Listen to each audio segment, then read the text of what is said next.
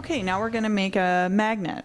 So I'm going to get my pieces together, and that includes a shell, graphic, mylar, dimpled flat back, also sometimes referred to as a magnet back, and an adhesive magnet.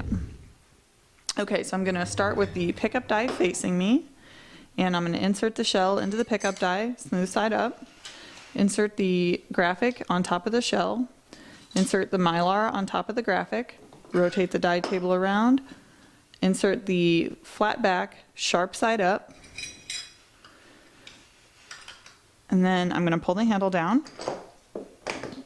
lift the handle up, back up, rotate the die table around, pull the handle down a second time, remove the flat back button, and remove the adhesive backing and adhere the magnet to the back of the button. There you go.